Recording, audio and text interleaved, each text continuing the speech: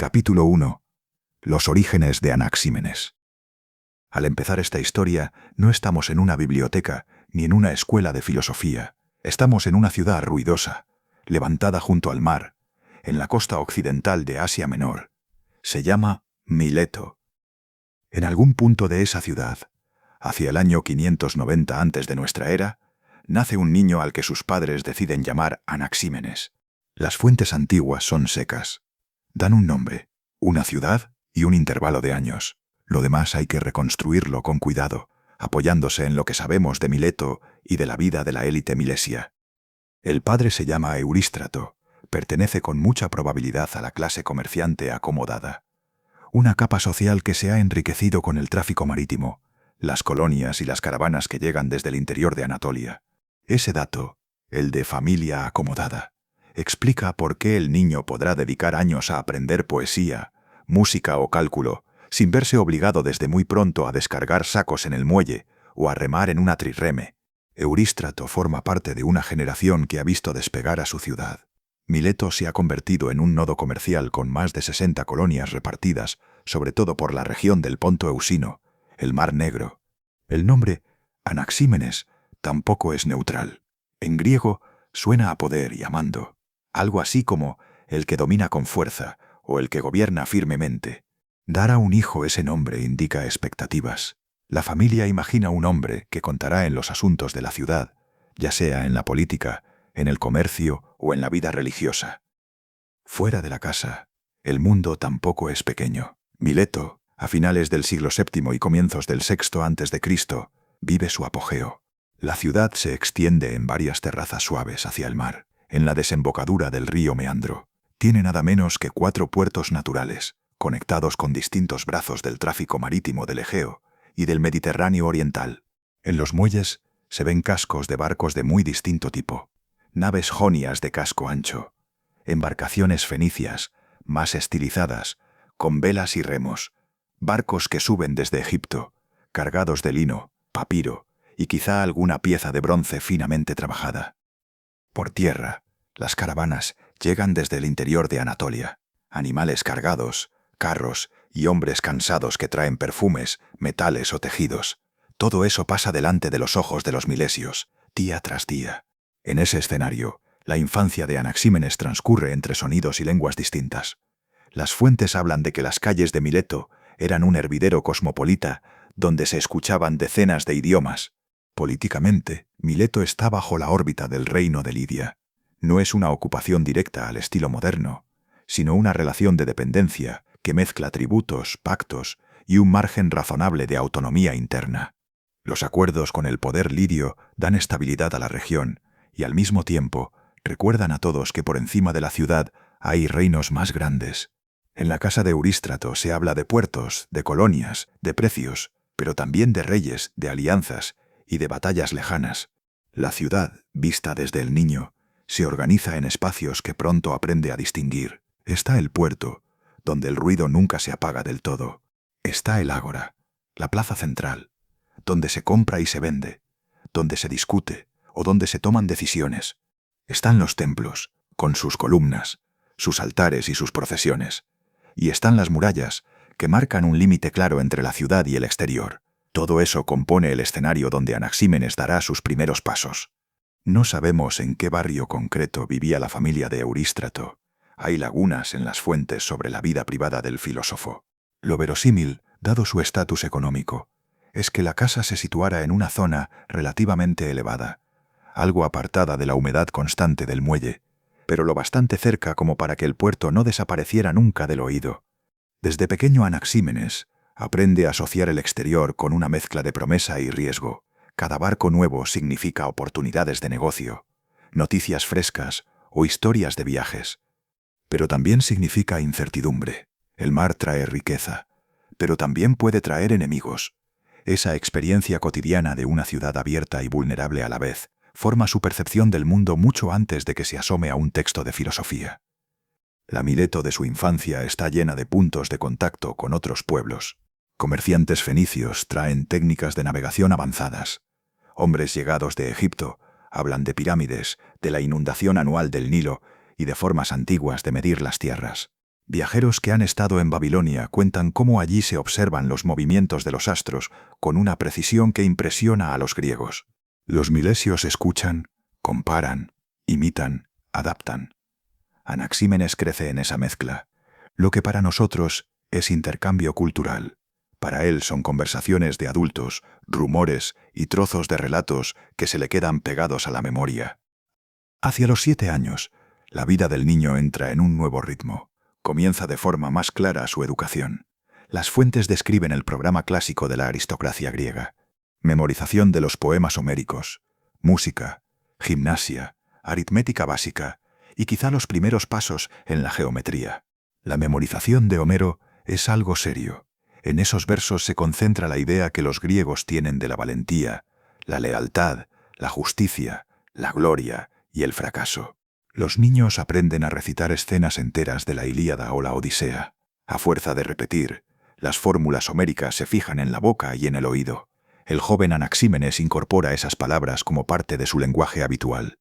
La música también ocupa un lugar claro.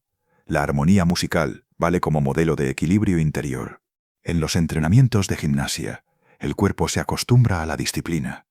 Correr, lanzar, luchar.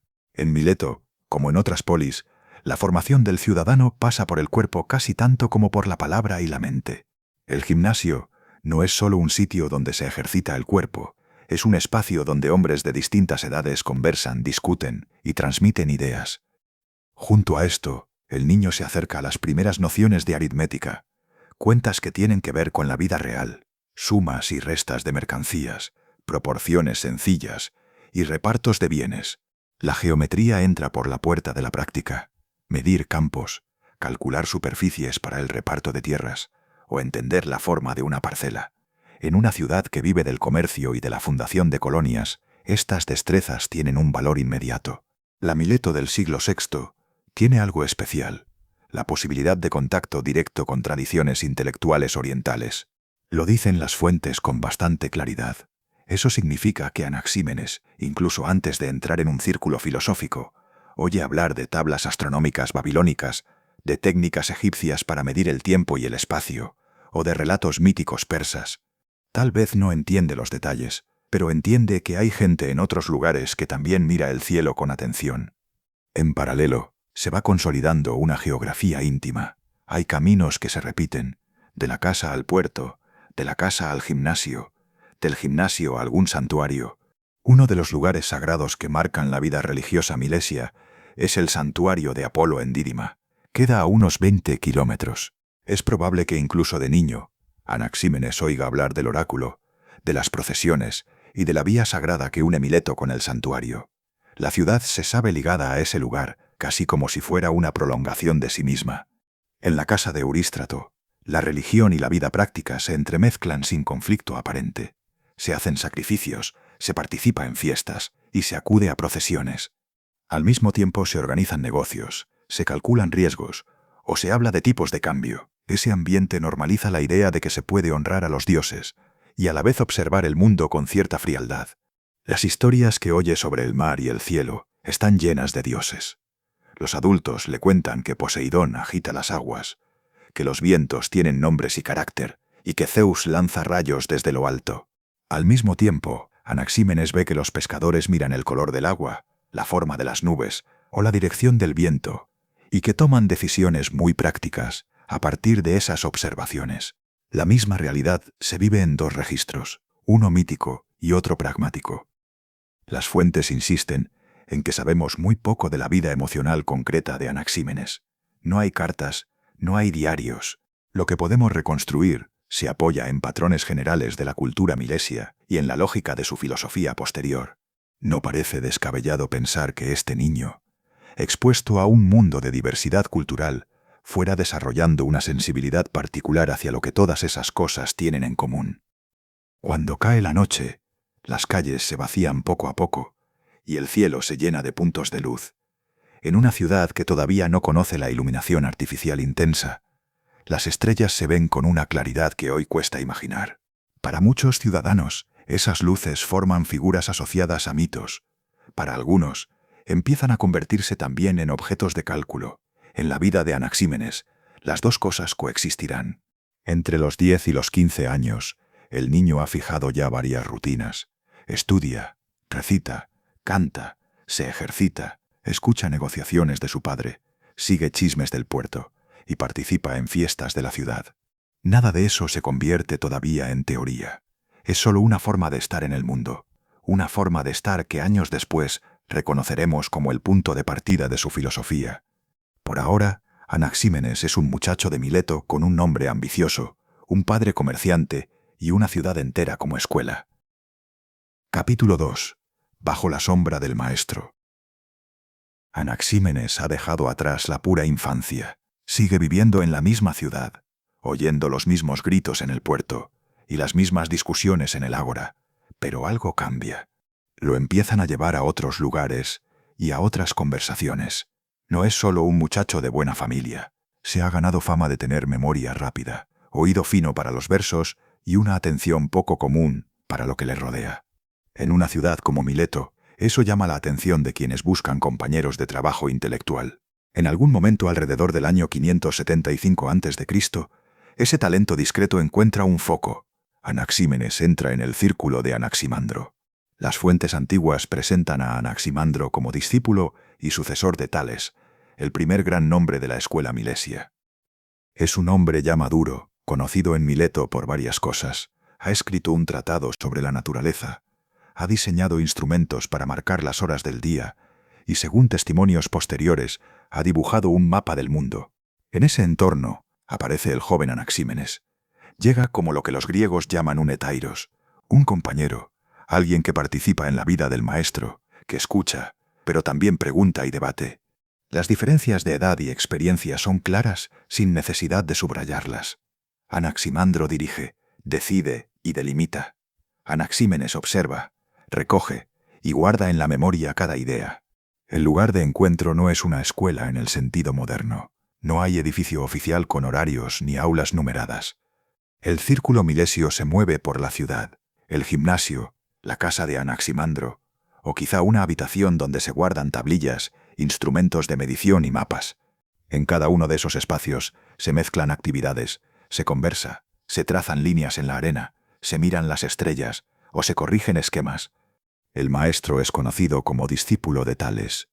De Tales circulan ya varias historias.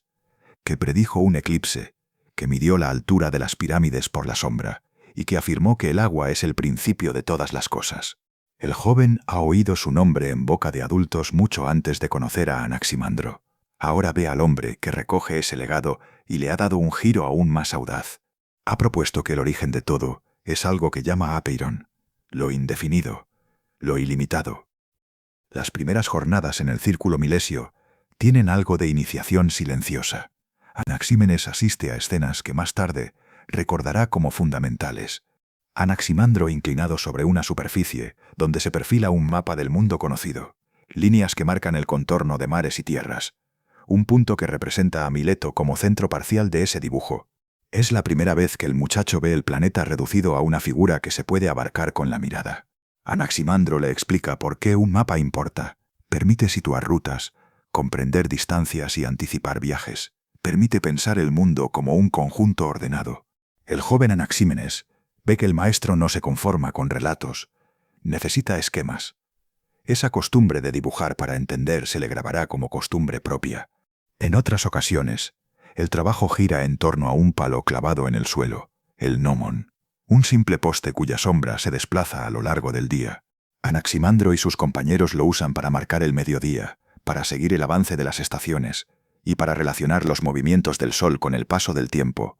Anaxímenes aprende que el cielo se puede leer con instrumentos. En medio de estas prácticas, circulan ideas sobre el origen de las cosas. Tales, cuentan, dijo que todo viene del agua, no solo porque el agua sea necesaria para la vida, sino porque adopta muchos estados. Líquida, sólida en el hielo, invisible en el vapor. Desde la perspectiva milesia, eso la convierte en candidata a principio, algo que puede transformarse y dar lugar a formas diversas. Anaximandro decidió dar un salto.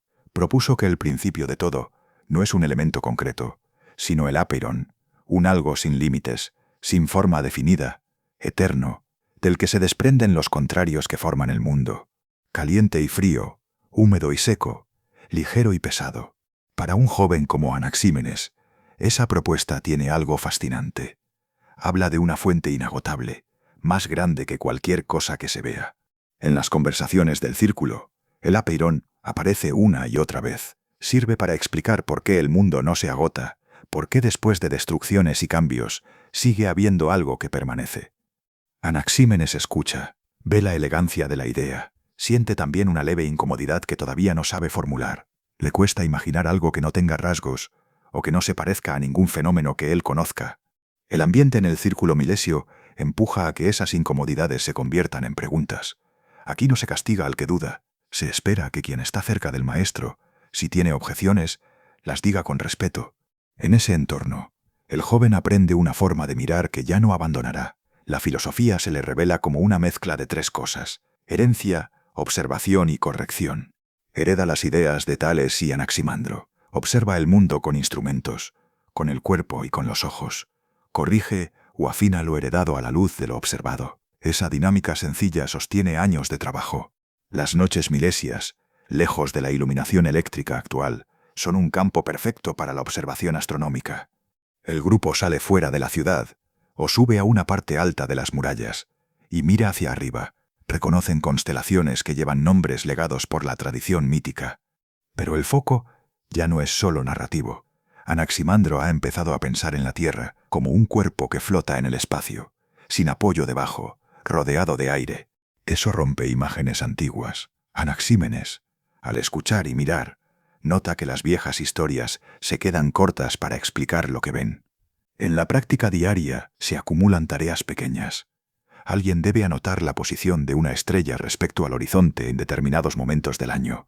Alguien debe controlar el movimiento de la sombra del gnomon, mañana tras mañana. Anaxímenes participa en esa rutina. Toma notas, traza líneas rectas y borra cuando hace falta. Aprende que una buena teoría sin datos firmes se sostiene poco, y que los datos sin un marco general se vuelven un montón de cifras sin sentido. Con el tiempo, comprende mejor el alcance del proyecto en que está metido.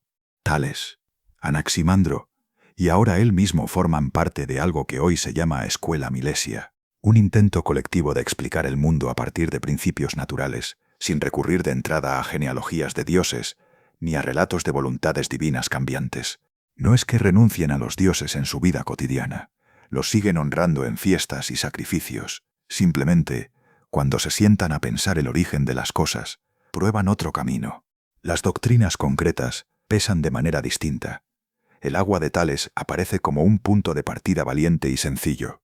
El apeirón de Anaximandro representa un paso hacia una abstracción más amplia. Anaxímenes, en estos años, se mueve entre ambas propuestas. Por un lado, siente la fuerza de elegir una sustancia visible, como el agua. Por otro, reconoce la profundidad de pensar en algo que no pueda identificarse con ningún elemento concreto. Mientras se empapa de estas ideas, la parte práctica no se detiene. Cada estación trae pequeñas variaciones. El sol sube más o menos en el cielo según la época del año. La sombra proyectada por el gnomon se acorta o se alarga. Las estrellas visibles cambian de posición respecto al horizonte nocturno. Anaxímenes se acostumbra a registrar esos cambios con cuidado, casi como si siguiera el pulso del mundo. La repetición tiene un efecto en su carácter. Le enseña paciencia. Le enseña a desconfiar de ocurrencias brillantes que no resisten la prueba de la observación. Ver, anotar, comprobar, comparar. Ese ritmo forma la base de su modo de pensar. Años después, cuando formule su teoría del aire, el tono será sobrio. No se apoyará solo en razonamientos, lo hará en gestos que cualquiera puede repetir. Soplar sobre la mano, sentir el cambio de temperatura, o notar el peso del aire húmedo antes de una tormenta. Poco a poco, el aire empieza a ocupar un lugar especial en su atención. Siempre ha estado ahí, pero ahora lo mira con la disciplina aprendida junto a Anaximandro. Se da cuenta de que el aire no es solo lo que se respira, es también el viento que llena las velas, la bruma que borra el contorno de los barcos en el horizonte, la niebla que entra por la desembocadura del río, o el soplo que enfría o calienta la mano según se abra o se cierre la boca al exhalar. En la práctica de la navegación milesia, el viento es un factor central. Los marineros leen la dirección del aire con una mezcla de experiencia y superstición. Hablan de vientos favorables, de vientos hostiles y de corrientes traicioneras. Anaxímenes escucha esos relatos y al mismo tiempo registra una evidencia sencilla. Sin aire en movimiento, las naves quedan inmóviles. El aire invisible mueve madera, telas y hombres.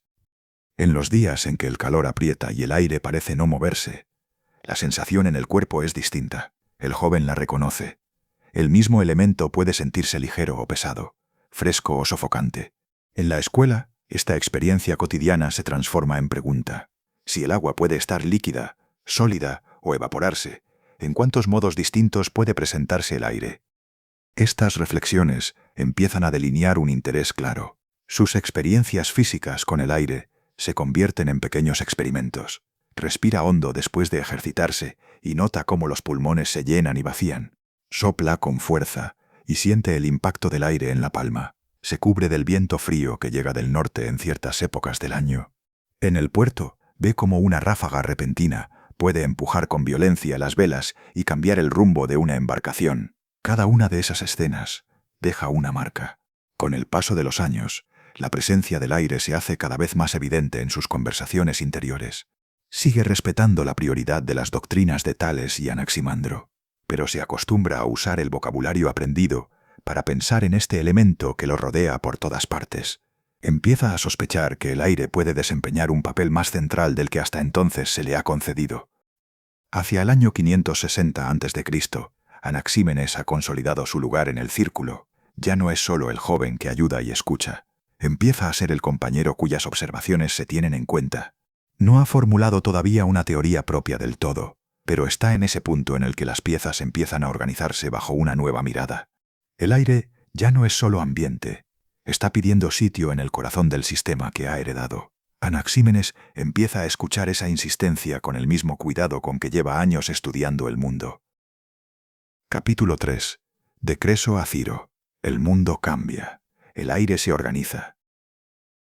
A mediados del siglo VI antes de nuestra era, el mundo de Anaxímenes ya no es exactamente el mismo que había conocido de joven.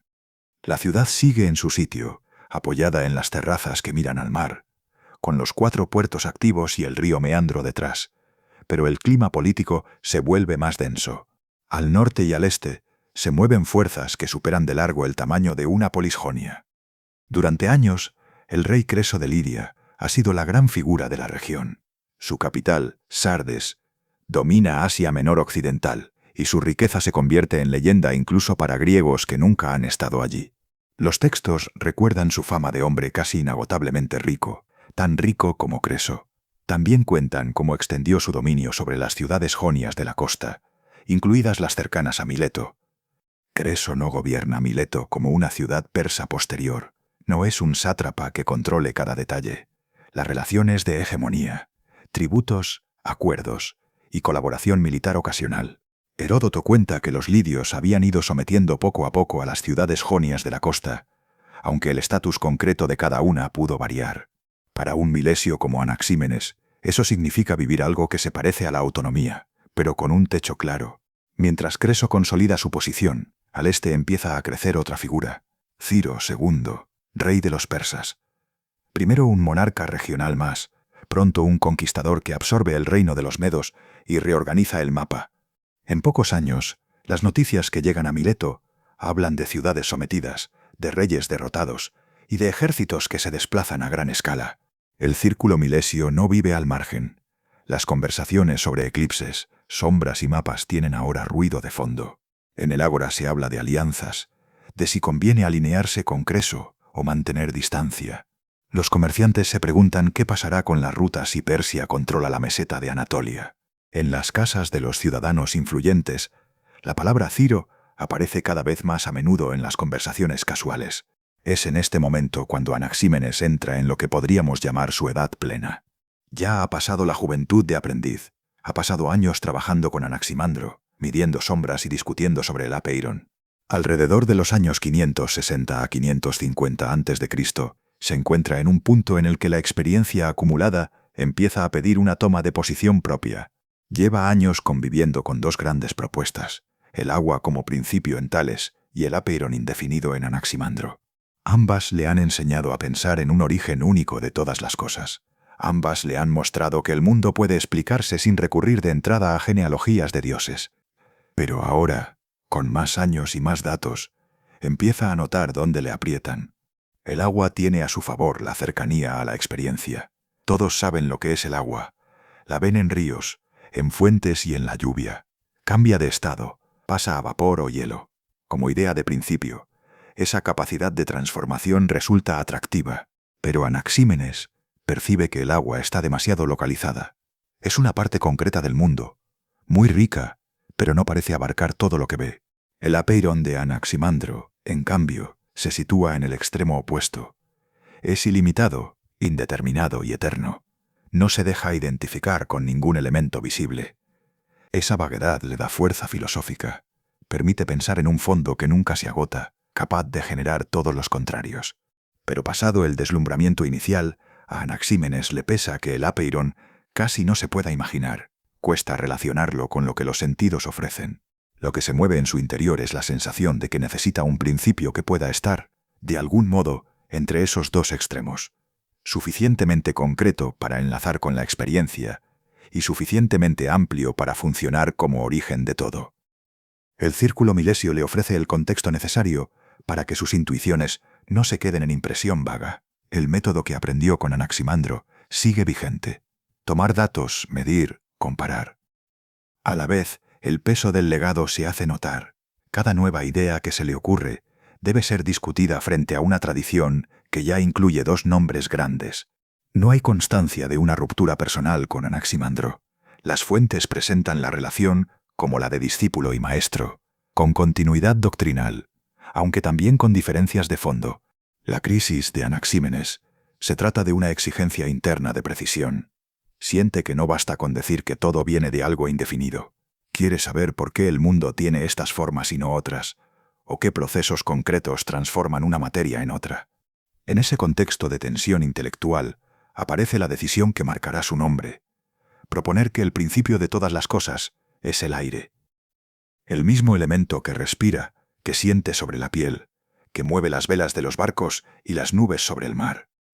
Su apuesta no es un capricho, sino la respuesta a una doble exigencia: que el principio sea material, como en Tales, y que tenga un carácter indefinido y extensible, como el apeiron de Anaximandro. Los estudios modernos suelen leer su postura como una síntesis de ambas líneas. Para que el aire pueda ocupar ese lugar central, Anaxímenes tiene que dotarlo de capacidades que vayan más allá de lo evidente. No basta con decir, el aire está en todas partes. Hay que mostrar cómo, a partir del aire, surgen las distintas formas de materia que conocemos: fuego, viento, nubes, agua, tierra o piedra. La clave que propone está en dos procesos opuestos que ya había aprendido a observar en otras cosas: rarefacción y condensación. La rarefacción es el hacerse más sutil, más ligero. La condensación es el proceso contrario, es compactarse, es hacerse más denso. Anaxímenes observa que el agua puede evaporarse y dispersarse en el aire, y que el aire frío puede convertirse en niebla visible o en nubes cargadas de lluvia. A partir de ahí, plantea una secuencia continua. Cuando el aire se enrarece mucho, se vuelve fuego. Cuando se condensa un poco, da lugar a viento. Si se condensa más, forma nubes. Al condensarse más aún, se convierte en agua, con mayor compactación, en tierra, y ya en el extremo de la dureza, se convierte en piedra. Su teoría organiza el mundo como una especie de escala de densidades. No se trata solo de nombrar estados diferentes, sino de indicar que se pasa de uno a otro mediante un cambio cuantitativo, como si se ajustara un grado de compactación del aire. Ahí está uno de los gestos más modernos de Anaxímenes: la idea de que una diferencia cualitativa entre agua, tierra y piedra, por ejemplo, puede entenderse como el resultado de diferencias cuantitativas en la misma materia de fondo. Para hacer tangible esta física, recurre a ejemplos sencillos. Uno es conservado por los testimonios antiguos y se ha vuelto célebre. Si se sopla sobre la mano con la boca muy abierta, el aire se siente templado. Si se sopla con los labios casi cerrados, el aire parece frío. Anaxímenes interpreta ese gesto cotidiano como una indicación de que el aire, al comprimirse, se enfría, y al expandirse, se calienta. La física moderna diría lo contrario, pero lo importante aquí es el movimiento conceptual, vincular temperatura y densidad de un mismo elemento. Su modelo del mundo se reordena alrededor de esta idea. El aire ya no es solo el principio, sino también el medio en el que se sostienen las cosas. En esta etapa, también da un paso significativo en la forma de pensar la relación entre el cuerpo humano y el cosmos. Propone una analogía que será muy influyente. Así como nuestra alma, hecha de aire, nos mantiene unidos y vivos, el aire envuelve y sostiene el mundo entero. El término griego pneuma designa a la vez soplo, aliento y una realidad que mantiene la vida. Esta analogía micro-macro es parte estructural de su pensamiento. La misma materia, el aire, actúa en el interior del cuerpo y en la estructura del cosmos. Mientras su teoría se afina, la ciudad sigue sometida al vaivén de las noticias. Las campañas de Ciro avanzan. En el año 550 a.C., cae el reino medo. Pronto se prepara el choque directo con Creso.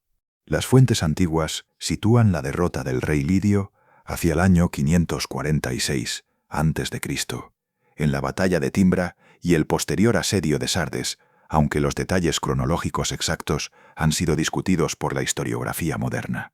Para los jonios, el resultado es lo importante. Lidia desaparece como reino independiente y pasa a ser una satrapía persa. El poder regional cambia de manos. Heródoto afirma que Mileto, a diferencia de otras ciudades, consigue un trato relativamente favorable. Había tenido buenas relaciones previas con Ciro y logra conservar un margen considerable de autonomía, aunque ya bajo hegemonía persa. Ese nuevo marco no elimina la sensación de fragilidad. La ciudad se ve ahora rodeada por un imperio de dimensiones desconocidas para generaciones anteriores. Las decisiones locales dependen, en última instancia, de un poder lejano situado más allá de Anatolia. Políticamente, la cuerda se tensa, aunque no se rompa. Económicamente, la situación no se hunde de inmediato, pero se vuelve más incierta. Intelectualmente, el ambiente mezcla orgullo por la tradición milesia y conciencia de vulnerabilidad. Las fuentes cronológicas antiguas, especialmente la tradición asociada a Apolodoro, sitúan la acme de Anaxímenes, su momento de madurez plena, justamente hacia el 546, el mismo año en que cae Sardes. Por estas fechas, además, es probable que Anaximandro haya muerto ya o esté en sus últimos años. La tradición lo presenta como la generación anterior y le asigna una cronología que lo hace mayor que Anaxímenes y posterior a Tales.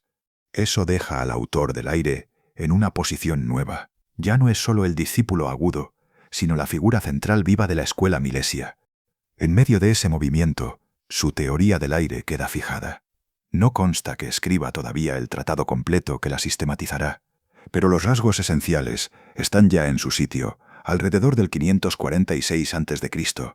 Mileto, sometida a un nuevo señor, sigue siendo por unos años el lugar donde esa manera de pensar se cultiva y se transmite. Las décadas siguientes mostrarán hasta dónde puede llegar esa manera de entender el mundo. Capítulo 4. Medir el cielo, escribir el mundo. El sistema de Anaxímenes. En los años que siguen a la caída de Lidia, la vida en Mileto continúa con un ritmo que visto desde dentro parece conocido. Los barcos siguen entrando y saliendo, las transacciones en el ágora no se interrumpen, y los sacrificios en los templos se celebran según el calendario habitual. Desde fuera, sin embargo, el marco ha cambiado. Ahora la región forma parte del dominio persa. El nuevo poder acepta acuerdos con las ciudades jonias y Mileto, consigue un trato relativamente favorable, pero todos saben que la decisión última sobre la región se toma lejos de allí. Anaxímenes es un hombre en plena madurez, con una teoría del aire ya perfilada y un prestigio reconocido en los círculos milesios. Los años de experimentos, dudas y discusiones se convierten aquí en algo más estable, en instrumentos y en un libro. Uno de esos instrumentos es el Esciotericon, el reloj de sombras que la tradición vincula al entorno milesio. Algunas fuentes se lo atribuyen a Anaximandro, otras a Anaxímenes. La idea básica es sencilla. Un gnomon, un palo vertical o ligeramente inclinado, clavado en una superficie, y una serie de marcas que indican posiciones de la sombra a lo largo del día y del año. El principio ya lo conocía desde su juventud. Había visto a su maestro usar un gnomon para señalar el mediodía, para determinar los solsticios y para distinguir la altura del sol en distintas estaciones. Lo que cambia ahora es el grado de sistematicidad. Anaxímenes trabaja en la forma de la superficie, donde cae la sombra, en la disposición de las marcas y en la lectura pública de esos datos. El esciotérico no es solo un experimento, se convierte en un reloj para la ciudad. Con un aparato así es posible fijar horas de reunión, organizar rituales con más precisión, o coordinar mejor ciertas actividades que dependen de la luz. La gente puede empezar a decir, cuando la sombra del gnomon llegue a este punto, con un sentido compartido. Lo que antes dependía del puro hábito o de la sensación del cuerpo ahora tiene un referente visible en el centro de la ciudad. Eso otorga al instrumento una importancia que va más allá de la técnica, introduce otra forma de vivir el tiempo. Mientras el gnomon clava sus sombras en el suelo, Anaxímenes empieza a fijar su sistema en un texto. Las fuentes hablan de una obra perifíseos, sobre la naturaleza, en prosa jónica. El título no es original en el sentido literario. Varios pensadores de la época utilizan fórmulas parecidas. Lo decisivo es el contenido y la forma. Prosa, no poema. Hasta no mucho antes, las grandes explicaciones del origen del mundo se componían en hexámetros, el verso épico de Homero y Hesíodo. En esos poemas, el cosmos se explicaba mediante genealogías divinas. De una divinidad nacía otra, y de sus uniones brotaban nuevas fuerzas. Lo que Tales, Anaximandro y ahora Anaxímenes han puesto en marcha es otra vía. No necesitan genealogías, necesitan un principio, unos procesos y una descripción ordenada. Escribir en prosa jónica tiene un sentido concreto. Es la lengua de la calle, del puerto y de los contratos. No es un dialecto reservado a los poemas sagrados ni a las fórmulas oraculares. Al usarlo para un tratado sobre la naturaleza, Anaxímenes contribuye a que la explicación racional del mundo se acerque a la manera de hablar en la vida cotidiana. No consta que quisiera popularizar su obra en el sentido moderno, pero el vehículo lingüístico crea un puente más corto con la experiencia común. El estilo que la tradición le atribuye es sobrio, conciso y sin grandes adornos. Los testimonios señalan que el texto buscaba claridad más que brillo. Frases que van al grano, definiciones breves y ejemplos sencillos. Anaxímenes quiere que se entienda qué propone y cómo se pasa de una etapa a otra en la transformación del aire. La estructura probable del tratado sigue la lógica de su sistema. Primero, el principio, el aire como arqué, infinito en extensión, eterno, siempre en movimiento. Después, la explicación de los procesos fundamentales, rarefacción y condensación. A continuación, la descripción del cosmos, la Tierra, el cielo, los astros, la distribución vertical y horizontal del mundo. Por último, la aplicación de esos principios a fenómenos concretos, meteorología, terremotos, quizá algunos aspectos de la vida y la salud vinculados al aire que se respira. Cada capítulo del libro responde a un paso en esa cadena. Cuando Anaxímenes describe la Tierra, lo hace desde la imagen heredada de la escuela milesia, retocada a la luz de su propio principio. Imagina la Tierra como un cuerpo plano o ligeramente convexo, algo similar a un disco que se mantiene en equilibrio sobre el aire. No necesita columnas, ni soportes materiales. Basta con el aire que la envuelve y la sostiene por igual por todas partes. En términos modernos, la idea parece ingenua, pero en su contexto representa un movimiento importante. La Tierra se mantiene en su sitio por razones físicas, no por una voluntad externa que la sujeta. El cielo deja de ser una bóveda sólida. Anaxímenes lo concibe como una región de aire en distintos estados. Más arriba, el aire se enrarece, se vuelve más fino, y en ciertas zonas se enciende, dando lugar a los astros. El Sol, la Luna y las estrellas se forman, en su esquema, a partir de aire muy enrarecido y encendido que se dispone en anillos o ruedas en torno a la Tierra. Los cuerpos celestes ya no son dioses con biografía, son configuraciones particulares del mismo elemento básico. El movimiento de esos astros sigue, en líneas generales, el modelo milesio. Giran alrededor de la Tierra y describen trayectorias que se pueden representar con círculos o con bandas. La regularidad de esos movimientos da sentido a los calendarios y a las predicciones astronómicas. Anaxímenes mantiene la idea de que comprender esos ciclos forma parte de la tarea del filósofo, no solo del sacerdote o del adivino. Esta idea sobre la astronomía atravesaría los siglos, donde vemos como grandes filósofos, médicos y humanistas siguen aportando gran peso y valor a la influencia de los astros. Desde la perspectiva del aire como principio, la cosmología adquiere una unidad nueva. La Tierra, el cielo y los astros no pertenecen a órdenes separados, son estados distintos del mismo fondo, organizados por diferencias de densidad y temperatura. La distancia entre un guijarro en el camino y una estrella en lo alto se acorta en el plano conceptual.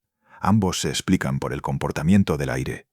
En la parte del tratado dedicada a los fenómenos atmosféricos, esa lógica se vuelve muy visible.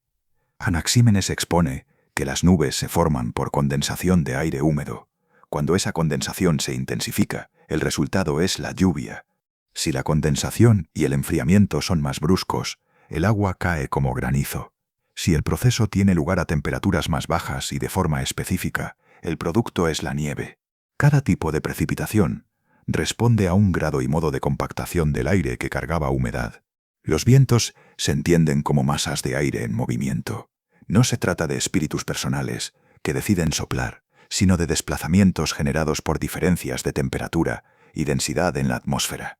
Anaxímenes no dispone de la terminología moderna de altas y bajas presiones, pero intuye una relación entre calor, rarefacción y movimiento.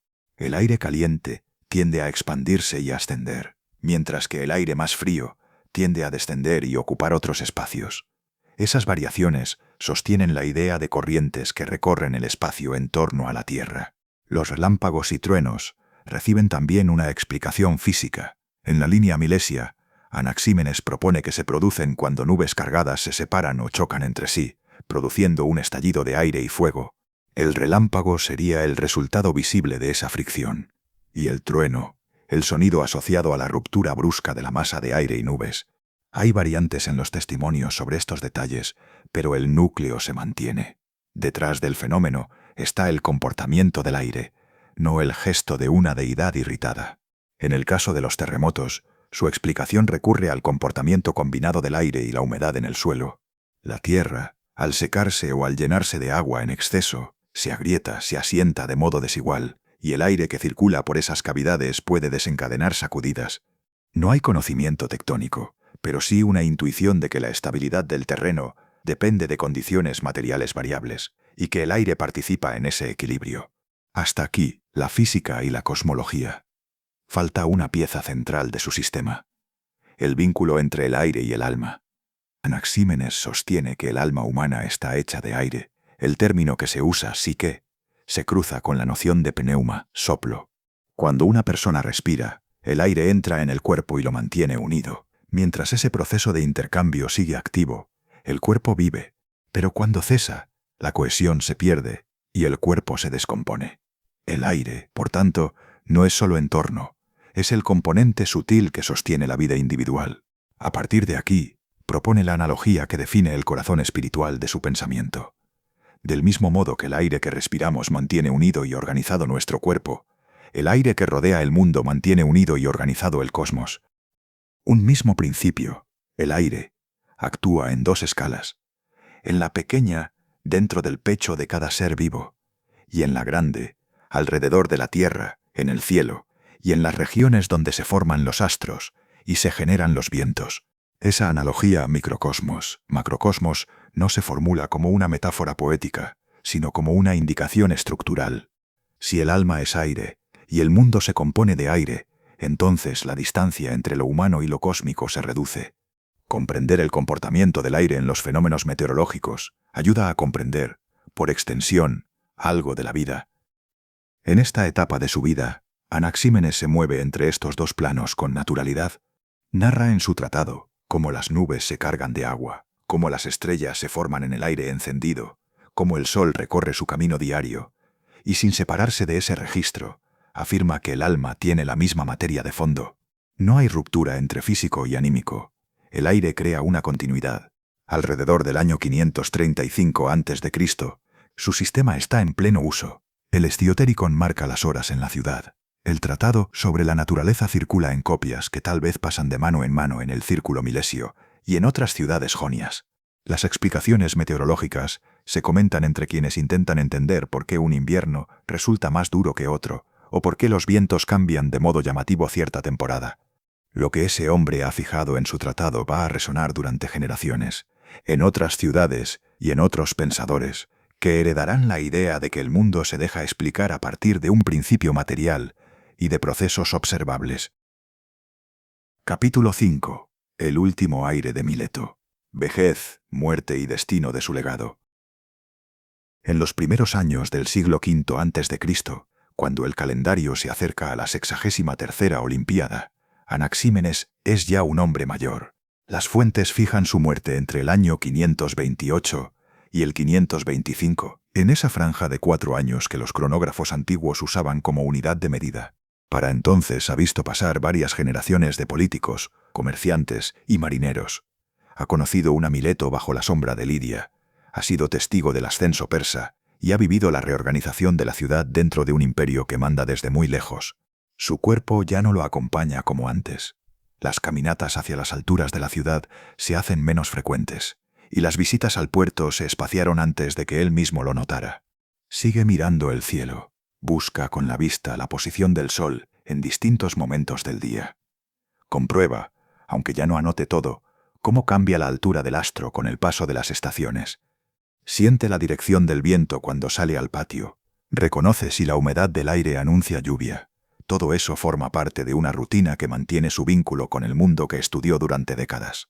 También cambia la forma de enseñar. Donde antes había largas discusiones de pie, ahora hay más ratos sentados. Donde antes había noches enteras de observación, ahora hay conversaciones más cortas y densas. Anaxímenes empieza a repetir con más frecuencia nombres propios. Tales, Anaximandro. Los cuenta como parte de su propia historia. Sabe que en la memoria de quienes lo escuchan, él es el tercero de esa cadena milesia. Esa conciencia de formar parte de una línea concreta le da un tono nuevo cuando habla del pasado. No hay motivo para imaginar una retirada teatral. El paso hacia una vida más recogida tiene más de ajuste silencioso que de gesto solemne. Es en estos años cuando su tratado sobre la naturaleza entra en su fase final. La obra no nació de la nada en la vejez, se fue formando a lo largo de décadas de enseñanza y reflexión. Su relación con la escritura se transforma. En la juventud, la mano seguía casi a la misma velocidad que el pensamiento. En la madurez plena, todavía podía escribir largas secciones en prosa jónica con una fluidez notable. En la vejez, el escribir se vuelve más pesado. Empieza a dictar con más frecuencia. Algún discípulo toma el papel de escriba. Podría ser uno de esos jóvenes que crecieron viendo el Esciotéricon en la ciudad y que llegaron a su casa atraídos por la fama del hombre que había hecho del aire un principio universal. El Anaxímenes viejo que dicta piensa también en el modo en que su nombre quedará asociado a ciertas frases, no en el sentido moderno de la fama, sino en el sentido concreto de que sus palabras serán citadas como testimonio. Sabe que su libro no será solo lectura para contemporáneos, sino material para futuros compiladores. No conoce nombres como Diógenes Laercio o Aecio, que siglos después recogerán fragmentos de su doctrina, pero intuye que alguien, más tarde, necesitará frases firmes para explicar qué propuso el milesio del aire. Todo ese trabajo tiene un objetivo muy concreto: dejar un legado ordenado. En una cultura donde gran parte del saber circula de forma oral, un tratado completo actúa como núcleo. Si se pierde algún detalle, si se olvidan ciertas anécdotas, la estructura central seguirá disponible.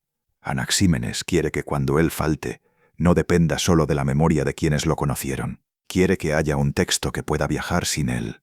Mientras esto ocurre, Mileto sigue inserta en el marco persa. Desde la conquista de Lidia y la caída de Sardes, la región está bajo dominio aqueménida. La ciudad paga tributos, aloja guarniciones y acepta órdenes. Al mismo tiempo, mantiene cierta prosperidad. El comercio no se ha interrumpido del todo. Las rutas hacia el Mar Negro siguen siendo valiosas. Anaxímenes percibe ese desgaste aunque no participe en las decisiones de gobierno. Lo ve en las conversaciones del ágora, en la irritación con la que algunos comerciantes hablan de los tributos o en la forma en que se murmura sobre los tiranos impuestos. Las tensiones no han estallado aún en forma de revuelta abierta, pero están presentes como un fondo de irritación continua. En ese contexto, llega la 63ª Olimpiada. Los cronistas antiguos la usan como referencia temporal para situar la muerte de Anaxímenes. No tenemos la escena concreta. No sabemos si murió en su casa, rodeado de discípulos, o en un lecho más solitario. La documentación antigua es parca. Indica periodo, no circunstancias. Ante esa laguna conviene mantenerse en un plano sobrio. Se cierra una vida en una ciudad cansada y sometida, que aún respira, pero que lleva años acumulando tensiones. Después de su muerte, la historia de Mileto se acelera.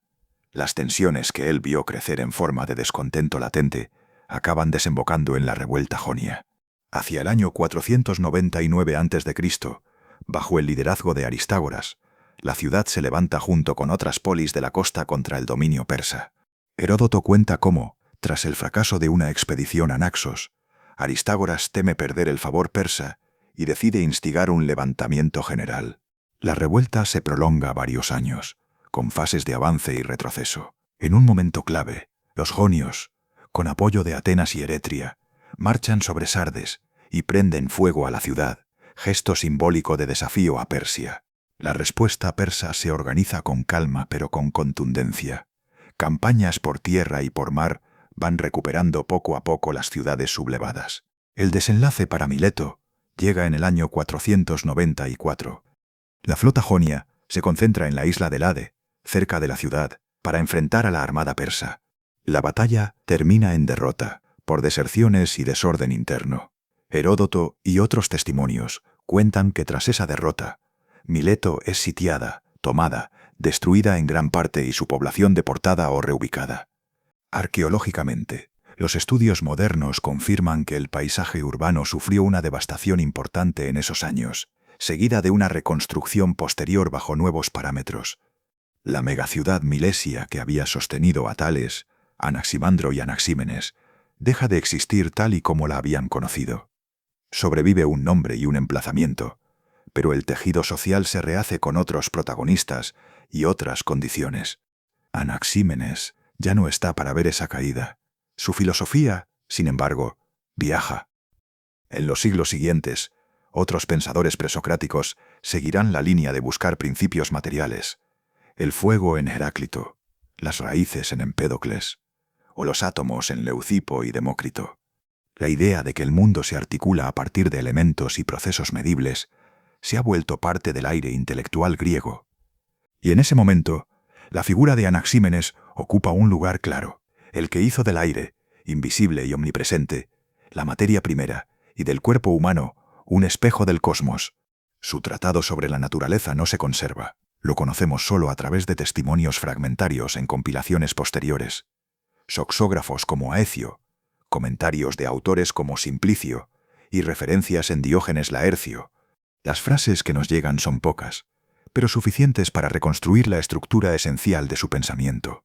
En la historia de Mileto, los años posteriores a la destrucción traen reconstrucción, cambios de alianza y nuevos equilibrios. En la historia de la filosofía, la ciudad queda fijada como el lugar donde, durante unas pocas generaciones, un grupo de hombres decidió explicar el mundo a partir de la naturaleza. Deja un libro, deja discípulos y deja una forma de unir experiencia cotidiana y explicación general.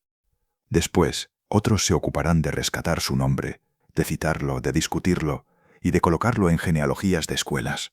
Su vida, que empezó en una calle de puerto y terminó en una casa más silenciosa, queda resumida en unas pocas líneas de los cronistas. Su manera de mirar el aire, en cambio, sigue mezclándose con cualquier intento serio de entender qué sostiene el mundo y qué sostiene el alma de quienes lo miran.